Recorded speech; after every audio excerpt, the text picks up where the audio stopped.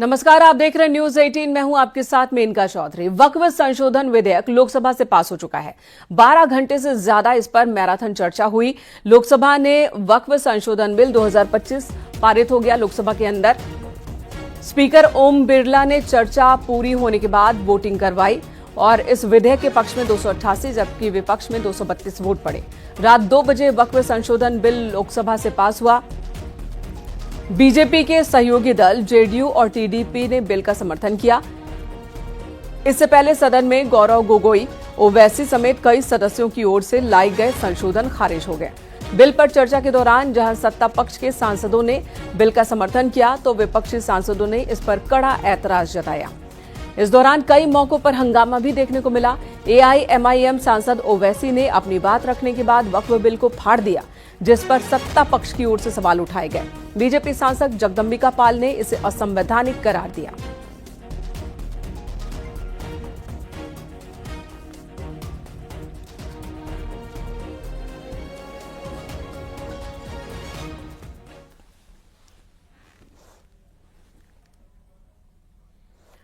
और रुख अगली खबर का कर लेते हैं। तकरीबन 60 सांसदों के भाषण और 12 घंटे की बहस के बाद संसद ने देर रात इतिहास रचा।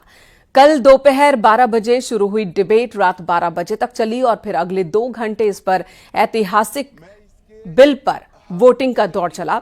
आखिर में वही हुआ जिसका आंकड़े पहले से ही इशारा कर रहे थे। बिल पास होने के बाद साथी मंत्रियों और सांसदों ने अल्पसंख्यक मामलों के मंत्री किरेन रिजिजू को बधाई दी। ये 3 तस्वीरें कल लोकसभा में जो कुछ हुआ उसका सार बताती हुई। तो पहले मैराथन बहस हुई है जिसमें पक्ष और विपक्ष दोनों तरफ से अपनी बातें रखी गई। 8 घंटे का ये वक्त मुकर्रर था, लेकिन 12 घंटे तक ये बहस चली है और रात 12 बजे तक बहस चली, जिसमें सत्ता पक्ष ने जवाब दिए हैं, विपक्ष की ओर से सवाल खड़े किए गए हैं। जितने संशोधन थे एक एक कर खारिज होते गए। देर रात 2 बजे जाकर यह फैसला हुआ कि 288 वोटों के साथ ये बिल लोकसभा में पास हो जाता है। और जिन लोगों ने बिल के समर्थन में वोटिंग की, सबने एक दूसरे को बधाई दी। इसके पक्ष में हाँ गए, जो सदस्य विरोध में ना गए, मेरे विचार में निर्णय हाँ वालों के पक्ष में खंड 1 यथा संशोधित विधेयक का अंग बना। वक्फ संशोधन विधेयक आज राज्यसभा में पेश किया जाएगा। राज्यसभा में भी चर्चा के लिए 8 घंटे का ही वक्त निर्धारित है। लोकसभा में वक्फ संशोधन विधेयक पास होने के बाद सरकार इसे राज्यसभा में पेश करेगी और कहा जा रहा है कि दोपहर 1 बजे के बाद इस पर चर्चा शुरू होगी। राज्यसभा में बिल पर चर्चा के लिए कांग्रेस को 45 मिनट का वक्त मिलेगा, जिसमें पार्टी के प्रमुख नेता वक्फ बिल के विभिन्न पहलुओं पर अपनी बात रखेंगे। बीजेपी की ओर से सुधांशु त्रिवेदी, बृजलाल राधा मोहन दास अग्रवाल, वहीं गुलाम अली खटाना हिस्सा लेंगे। कांग्रेस की तरफ से अभिषेक मनु सिंघवी, इमरान प्रतापगढ़ी बोलेंगे।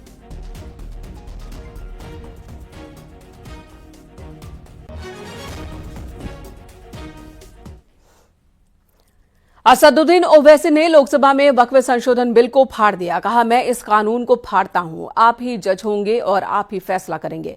172 वक्फ संपत्ति एएसआई के दायरे में है। यह बिल अनुच्छेद 14 का उल्लंघन है। मदरसों को निशाना बनाया जा रहा है। तमाम आरोप उन्होंने संसद के अंदर लगाए। का मकसद सिर्फ मुसलमानों को जलील और रुसवा करना है, मुसलमानों को दूसरे दर्जे का शहरी बनाने का इनका मकसद है। सर, अगर आप हिस्ट्री को पढ़ेंगे तो महात्मा गांधी उस वक्त के व्हाइट अफ्रीका में सफेद फार्म अफ्रीका के कानून को महात्मा गांधी ने कहा था कि ये मेरा कॉन्शियंस इसको मानता नहीं, मैं इस कानून को कबूल नहीं करता हूं। तो महात्मा गांधी ने क्या किया, उन्होंने उस कानून को फाड़ दिया। तो मैं गांधी की तरह इस कानून को फाड़ता हूं। ये अनकॉन्स्टिट्यूशनल है सर। इस देश में झगड़े पैदा करने का काम बीजेपी करना चाहती है मस्जिद और मंदिर के नाम पर। इसीलिए मैं इसका कंडेम करता हूं और मैं आपसे गुजारिश करता हूं कि मैंने अपने 10 अमेंडमेंट दी है, आप इसको कबूल करिए सर, मुझे बोलने का मौका दीजिए और उस पर डिवीजन का मैं डिमांड भी करूंगा। Thank you sir. ओवैसी के बिल फाड़ने पर बीजेपी सांसद और जेपीसी के चेयरमैन जगदंबिका पाल ने निशाना साधा। उन्होंने कहा कि बिल नहीं बल्कि ओवैसी ने जो सदन में किया वो सब असंवैधानिक है। आज गृह मंत्री जी ने अगर ये कह दिया कि अब इसमें चाहे वाकिफ हो उसमें न कोई सरकार का दखल होगा, न वाकिफ के इंटेंशन पे, न वक्त में कोई दखल होगा। तो जब वक्त में कोई दखल नहीं है, न वाकिफ में कोई दखल है, और इसके बावजूद भी अभी भी आपने देखा ओवैसी साहब को कि अभी उन्होंने इस बिल को फाड़ने का काम किया है। तो ये जो बात कह रहे कि ये बिल असंवैधानिक है, असंवैधानिक काम तो उन्होंने किया है जो बिल फाड़ने का काम किया है।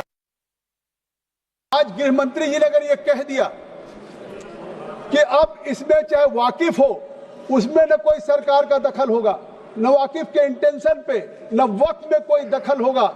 तो जब वक्त में कोई दखल नहीं है, न वाकिफ में कोई दखल है, और इसके बावजूद भी अभी भी आपने देखा ओवैसी साहब को कि अभी उन्होंने इस बिल को फाड़ने का काम किया है। तो ये जो बात कह रहे कि ये बिल असंवैधानिक है, असंवैधानिक काम तो उन्होंने किया। और बहस के दौरान किरेन रिजिजू ने विपक्ष को जमकर सुनाई है, पूछा कि आखिर इस बिल में ऐसा क्या है जिसे बार बार असंवैधानिक कहा जा रहा है, तो आप ही बताएं। समझकरण भी हुआ है, लेकिन मैं शुरू में ये कहना चाहता हूं, जो समझते हुए नहीं समझने का अगर प्रयास करता है, उसको मैं नहीं समझा सकता हूं। कुछ लोगों को मैंने शुरू में कहा कि अगर आप कहते हैं कि ये बिल गैर संवैधानिक है, तो आप बताइए गैर संवैधानिक कैसे है। जबरदस्ती अनकॉन्स्टिट्यूशनल कहता है। कुछ शब्द ऐसा होता है, कॉन्स्टिट्यूशनल, अनकॉन्स्टिट्यूशनल, ये हल्के में इस्तेमाल नहीं करना चाहिए। डेमोक्रेसी, कुछ लोग कह रहे थे कि डेमोक्रेसी खत्म हो गया। इस तरह का जब हम शब्दों का इस्तेमाल करते हैं तो खुद भी सोचना चाहिए। हम लोग संसद सदस्य हैं, इस सदन का सदस्य होने के नाते जो शब्द हम लोग प्रयोग करते हैं, उसके पीछे जो भाव है उसको समझना होगा। हम हल्के में अगर इस्तेमाल करते हैं शब्दों को, तो जो सुनने वाला क्या सोचेंगे। संविधान को हाथ में पकड़ना, भारत के तिरंगा को हाथ में पकड़ना अच्छी बात है, लेकिन संविधान पकड़ेंगे, तिरंगा पकड़ेंगे, फिर आप बोलते हैं कि देश से आजाद होना चाहिए, देश को टुकड़ा होना चाहिए, ये नारा लगाने वाले का समर्थन करना यह कहां तक जस्टिफाई करता है। इंडियन स्टेट से लड़ेंगे जो लोग इंडियन स्टेट के खिलाफ लड़ेंगे बोलने वालों के साथ आप लोग खड़ा रहते हैं। हाथ में संविधान पकड़ने से कुछ नहीं होता है, संविधान का स्पिरिट के साथ जीना पड़ता है। आप लोग का कई ऐसा तस्वीर भी है जिन्होंने भारत को टुकड़ा करने के लिए नारा लगाने वालों का साथ आप लोग खड़े रहते हैं। आप लोग ऐसा मत समझे लोग नहीं देख रहे हैं, लोग देख रहे हैं। आपका जितना कारनामा है वो पहचान चुके हैं। लोकसभा में वक्फ बिल पर चर्चा के दौरान केंद्रीय गृह मंत्री अमित शाह ने विपक्ष पर जोरदार प्रहार किया। बंगाल के सांसद का जवाब छाती ठोक कर दिया तो अखिलेश के योगी वाले बयान पर अमित शाह ने कहा कि योगी यूपी में रिपीट करेंगे और बीजेपी अभी भी 3 टर्म और सरकार बनाएगी। की राजनीति कर सालों से जातिवाद और तुष्टीकरण इसके आधार पर काम करते हुए आए हैं और जातिवाद और तुष्टीकरण की राजनीति कर अपने परिवार की पॉलिटिक्स को आगे बढ़ाए हैं। मगर 2014 से मान्यवर जातिवाद, तुष्टीकरण और परिवारवाद को एक साथ नरेंद्र मोदी ने समाप्त कर विकास की राजनीति इस देश में प्रस्तावित। पॉलिटिक्स ऑफ परफॉर्मेंस, परफॉर्म करिए और चुनकर आइए। 3 टर्म मोदी जी को चुना है और 3 टर्म भारतीय जनता पार्टी की सरकार रहने वाली है। मेरी बात ठीक कर। बंगाल में आकर कहूंगा ये राजनीतिक हिसाब किताब का अखाड़ा नहीं है, छाती पर ठोक कर कहूंगा ज्यादा सीधाएंगे।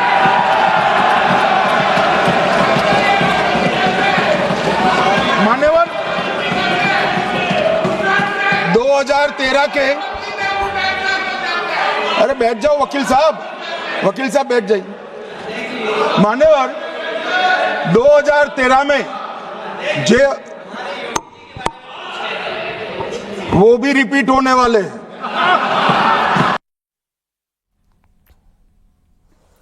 अखिलेश पर केंद्रीय गृह मंत्री ने एक नहीं दो बार जमकर वार किया और इससे पहले लोकसभा में वक्फ बिल पर चर्चा के दौरान अखिलेश यादव ने बीजेपी के अध्यक्ष को लेकर तंज कसा, जिस पर अमित शाह ने करारा जवाब दिया। अध्यक्ष महोदय, मैं कहना चाहता हूं, ये जो बिल लाया जा रहा है, भारतीय जनता पार्टी में एक मुकाबला चल रहा है। भारतीय जनता पार्टी के अंदर मुकाबला चल रहा है कि खराब हिंदू कौन बड़ा है। और ये बात अध्यक्ष महोदय मैं ऐसे ही नहीं कह रहा हूं। जो पार्टी ये कहती हो कि दुनिया की सबसे बड़ी पार्टी है, अध्यक्ष महोदय वो अपना राष्ट्रीय अध्यक्ष नहीं चुन पाए अभी तक।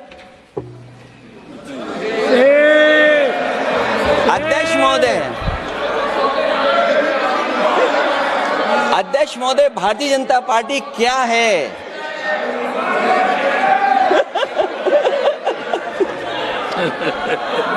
जी, मैं अखिलेश जी ने बहुत हंसते हंसते कहा है, इसको हंसते हंसते जवाब देना। ये सामने जितनी पार्टियां हैं उनका राष्ट्रीय अध्यक्ष उन 5 लोगों को ही चुनना है परिवार के। हमें माननीय अध्यक्ष जी करोड़ों सदस्यों में से 12-13 करोड़ सदस्य प्रक्रिया कर कर चुनना है तो देर लगती है।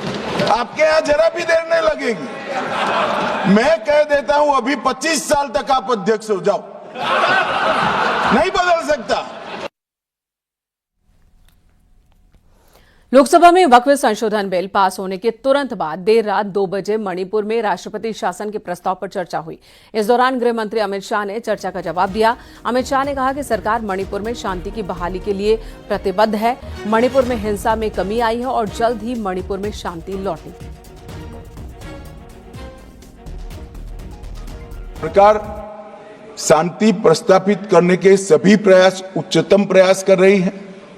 कृपया इसको पॉलिटिसाइज न करिए, और पॉलिटिसाइज करना है तो फिर डिबेट होगी, उसमें जवाब भी पॉलिटिकल देना पड़ेगा। मगर मैं ये नहीं चाहता मान्यवर। मैं चाहता हूं जिसका भी मृत्यु हुआ है इस सदन ने उसके प्रति सम्मान रखना चाहिए, संवेदना रखनी चाहिए, मन में दर्द भी रखना चाहिए।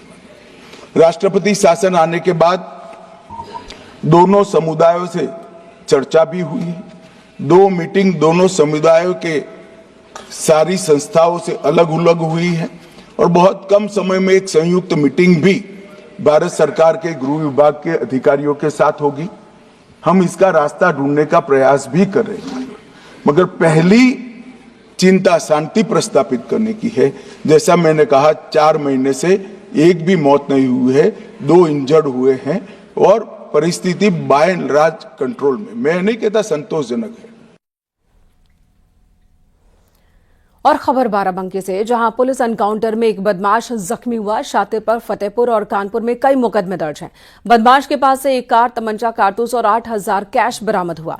रामनगर थाना क्षेत्र में यह एनकाउंटर हुआ। आपको बता दें, कुछ दिन पहले एक फार्म हाउस में लूट की वारदात हुई थी, जिस मामले में यह फरार चल रहा था।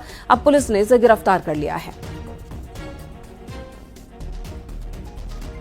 बदमाश के पास से वैगनार कार, तमंचा, खोखा और जिंदा कारतूस और 8,000 रुपये बरामद हुए। पूछताछ से पाया गया कि यह बदमाश 26/27 मार्च की रात में जुडौरा फार्म हाउस पर हुई लूटपाट की घटना में अपने साथियों के साथ सम्मिलित था। साथी के नाम जो इसके द्वारा बताया गया है, उसकी गिरफ्तारी के लिए टीम लगी हुई है। शीघ्र उसकी गिरफ्तारी की जाएगी। निश्चित तौर पर यह पुलिस का एक सराहनीय कार्य है और एक महत्वपूर्ण घटना का खुलासा करने में कामयाबी मिली है। और अगली खबर ललितपुर से, जहां गांव में खोली जा रही देसी शराब की दुकान के विरोध में गांव वालों ने हंगामा किया। इस दौरान ग्रामीणों ने देर रात दुकान के सामने नारेबाजी की, प्रदर्शन किया। सूचना मिलने पर पहुंची कोतवाली, मेहरौनी और चौकी पुलिस ने किसी तरह गांव वालों को समझाकर शांत कराया। कुम्हेड़ी में बस स्टैंड पर नई शराब की दुकान स्वीकृत हुई है, जिसका लोग विरोध कर रहे हैं।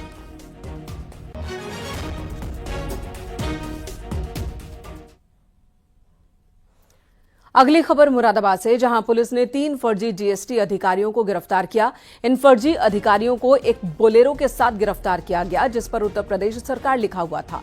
पकड़े गए फर्जी अधिकारी व्यापारियों के पास जाकर सामान के बिल चेक किया करते थे और उन्हें फर्जी बताते हुए व्यापारी को हड़काया करते थे और पैसे उगाही करते थे। तीनों शातिर गाड़ी से थाना कटहर क्षेत्र में स्क्रैप व्यापारी इब्राहिम के यहां पहुंचे और खुद को सेल्स टैक्स ऑफिसर बताया, बिल बुक मांगी और बिलों की जांच शुरू की। तीनों ने फर्जी बिल बताते हुए व्यापारी से पैसों की डिमांड की। शक होने पर पीड़ितों ने पुलिस को इस बात की जानकारी दी और ये पकड़े गए। उस गाड़ी में जो बोलेरो कार थी उसमें उत्तर प्रदेश सरकार का एक बोर्ड भी रखा हुआ था। सूचना पर तत्काल हम लोगों ने उसमें अभियोग पंजीकृत किया है और जो गाड़ी थी, गाड़ी का डिटेल्स मेरे पास था, उसके आधार पर हम लोगों ने लोगों को आइडेंटिफाई किया है। इसमें 3 लोग हैं जो यही सिविल लाइन्स क्षेत्र के रहने वाले हैं। उनको गिरफ्तार करने के लिए हमारी टीम लगी हुई है। बहुत जल्दी उनको गिरफ्तार करेंगे और उनसे रिकवरी भी करेंगे। सर, कितना अमाउंट उन्होंने रिकवर किया था व्यापारियों से? देखिए, अभी उनका तो जो कहना है उसमें लगभग 2-4 हज़ार रुपए की बात आई है, लेकिन जब हम उनको अरेस्ट करेंगे उसके बाद पता चलेगा कि एक्चुअली कितना अमाउंट इन लोगों ने लिया था। और खबर सिद्धार्थनगर से, जहां एसओजी सर्विलांस और चिल्हिया पुलिस ने चोरी का खुलासा किया। 4 अभियुक्तों को गिरफ्तार किया। इनके पास से जेवरात समेत 22,000 कैश बरामद किया गया। शातिरों पर कई केस दर्ज हैं। पुलिस के मुताबिक शातिर घूम घूम कर रेकी कर रहे थे और मकानों का ताला तोड़कर चोरी की वारदात को अंजाम देते थे।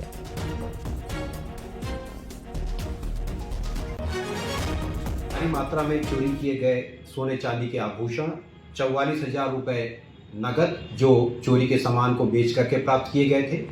चोरी की घटना में प्रयुक्त मोटरसाइकिल तथा ताला तोड़ने के औजार बरामद हुए हैं। गिरफ्तार व्यक्तियों के नाम सोनू शर्मा, थाना ढेबरुआ सिद्धार्थनगर, सूरज यादव, थाना ढेबरुआ सिद्धार्थनगर, योगेश मौर्य, थाना कैंपियरगंज गोरखपुर, अर्जुन साहनी, थाना ब्रिजमनगंज महाराजगंज है। इसमें योगेश मौर्य के ऊपर पूर्व में 9 मुकदमे, सूरज यादव के ऊपर 2 मुकदमे, सोनू शर्मा के ऊपर 3 मुकदमे तथा अर्जुन साहनी के ऊपर 1 मुकदमा है। हरदोई में दंगा नियंत्रण को लेकर पुलिस ने मॉक ड्रिल किया। एएसपी के नेतृत्व में पुलिस ने मॉक ड्रिल किया, जिसमें अधिकारियों ने तैयारियों को परखा। एएसपी, सीओ, एसडीएम, इंस्पेक्टर समेत भारी संख्या में बॉडी प्रोटेक्टर पहने पुलिस बल ने नगर भ्रमण किया। कस्बे में जगह जगह मुस्तैद पुलिस कर्मचारी को देखकर लोगों को लगा कि शायद वाहन चेकिंग काफी सख्त हो रही है। कस्बे के लगभग सभी प्रमुख चौराहों पर पुलिस फोर्स की तैनाती रही। अधिकारियों ने दंगा नियंत्रण की तैयारियों का जायजा लिया और जरूरी दिशा निर्देश दिए।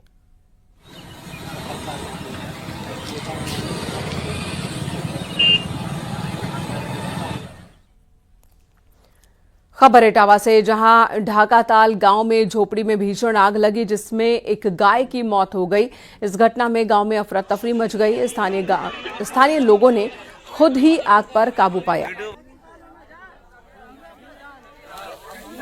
इन्होंने प्रशासन से मुआवजे की भी मांग की।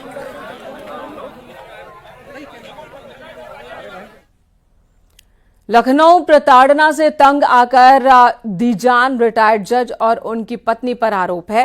42 साल के महेश निषाद ने आत्महत्या की है। सुसाइड से पहले उसने वीडियो बनाया। रिटायर्ड जज के घर पर खाना बनाता था ये शख्स। जज की पत्नी ने उस पर चोरी का इल्जाम लगाया था। चोरी की गई रकम लौटाने का दबाव उस पर बनाया जा रहा था। मृतक की पत्नी के मुताबिक महेश ने चोरी नहीं की थी, लेकिन उसे बार बार परेशान किया जा रहा था और इसी अपमान में उसने खुदकुशी कर ली। प्रताड़ना से तंग आकर रिटायर्ड जज और उनकी पत्नी के घर पर काम करने वाले शख्स ने जान दे दी।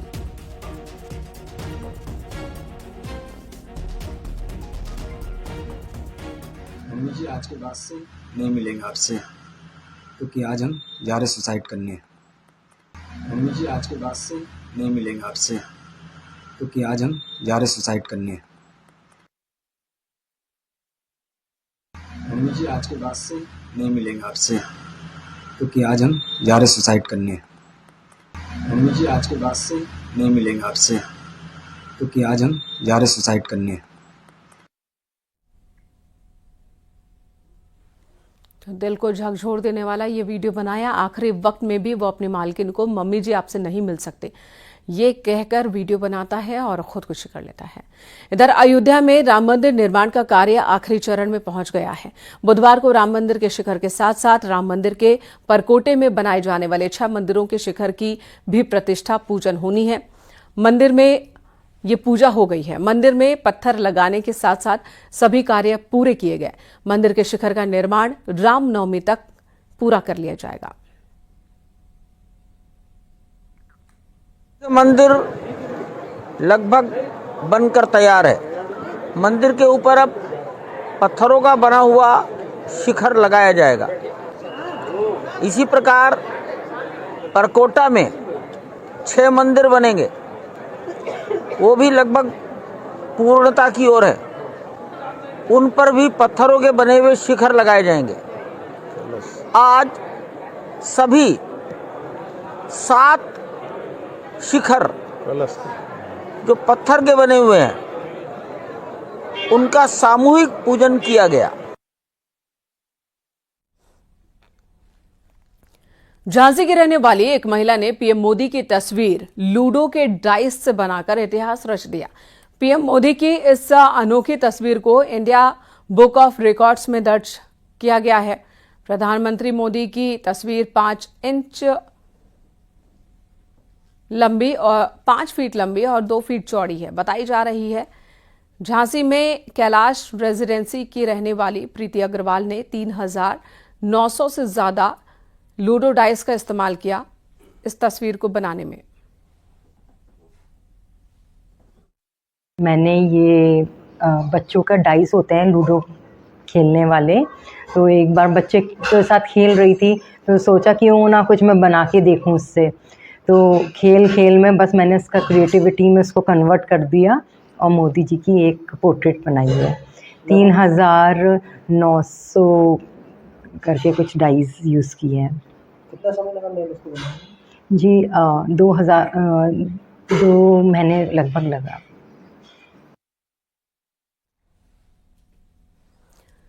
सीएम योगी का प्रयागराज और वाराणसी दौरे पर रहेंगे। मुख्यमंत्री योगी आदित्यनाथ प्रयागराज के रिंगवेरपुर धाम में निषाद राज गुहा की जयंती समारोह में शिरकत करेंगे। धाम को कई बड़ी सौगात भी देने वाले हैं।